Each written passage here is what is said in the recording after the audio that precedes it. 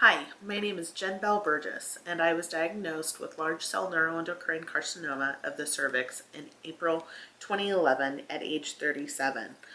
And this is my story.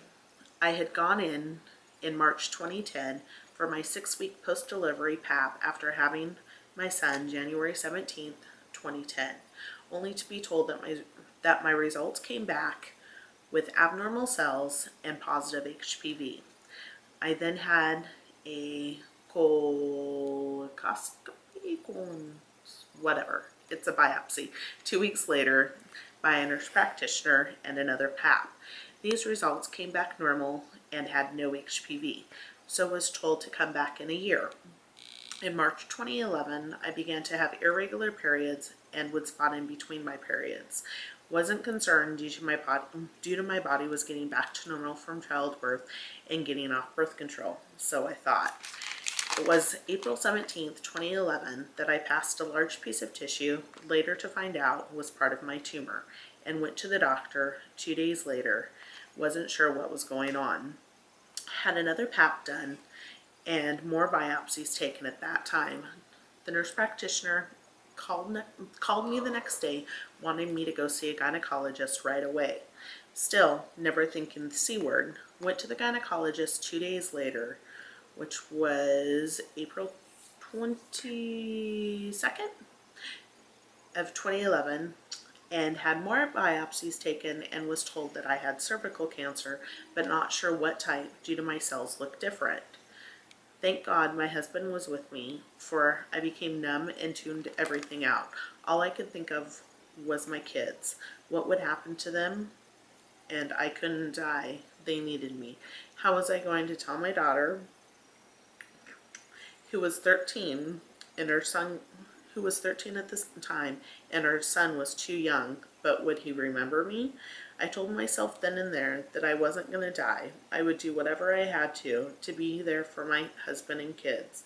I was going to fight. The doctor went on about our options and referred us to a gyn-onc doctor, and it begins. The doctor visits, blood draws, surgeries, chemo, etc. I saw a gyn-onc doctor a week later and was told I was stage 1B1 due to the size of my tumor, which at that time was 4 centimeters at the stalk.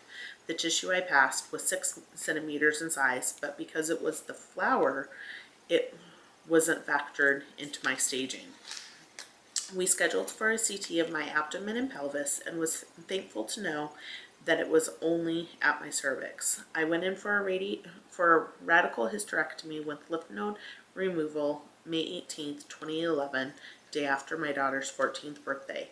They removed my uterus, cervix, left ovary, and fallopian tube due to scar tissue, part of my vajayjay, and 23 lymph nodes total, 11 on the left side, 12 on the right side. They kept my right ovary and fallopian tube so I wouldn't go into early menopause. All the pathology reports showed clear margins and no lymph node involvement. That it was just confined to the cervix, and the size of the stalk was then less than 1 centimeter in size. That's amazing, and I give all credit to God and the power of prayer. Just when we thought it was over, we were told the type of cervical cancer I had.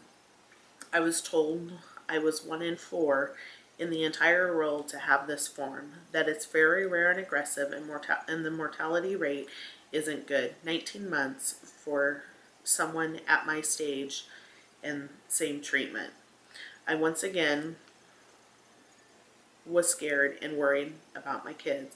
I never asked the question, why me? I always said it is what it is, and I'm going to fight with all I have. God has a plan. Not quite sure what it is, but He does. I will stay positive and not give up, for my husband and kids need me. I then went in for a PET CT before starting chemo and had a clean and clear scan, but went ahead with chemo just to be safe. June 20th, 2011, I started my first round of chemo. I had 4 rounds for 3 days every 21 days, and my cocktail was cisplatin and etoposide, or VP16, also known. I handled the chemo very well, other than the extreme fatigue and nausea, kind of like morning sickness. I never threw up. Again, I thank God for that and for holding my hand through this whole journey. I finished chemo at the end of August 2011, actually August 26th, 2011. Had a post-chemo PET scan September 5th, 2011, and results once again were clean and clear.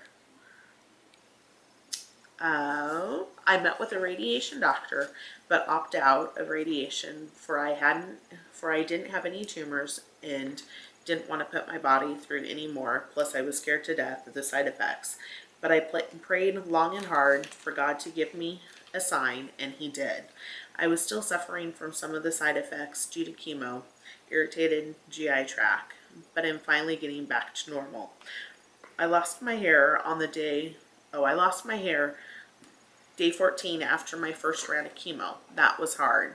I've been so strong and handling everything well until my hair fell out. I cried, not because it was falling out. I had a short pixie cut anyways, but because now I looked like a true cancer patient. Before, no one knew I had cancer unless I told them. But when you're bald, hello, cancer. My husband and kids were very supportive. Matt, my husband, even shaved his head for me.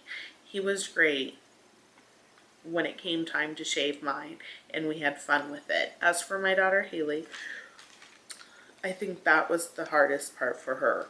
I was worried that my baby boy Riker, 18 months at the time, wouldn't know who I was and would be scared of me, but just the opposite. Didn't faze him at all.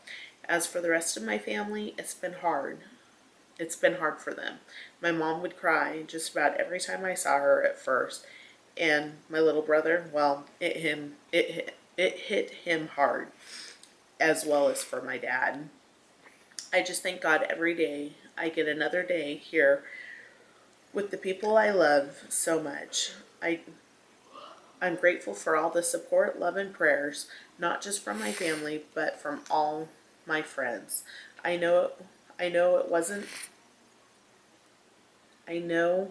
it hasn't been easy on Matt, Haley, or Riker, but if I hadn't had their love and support, I wouldn't be here today.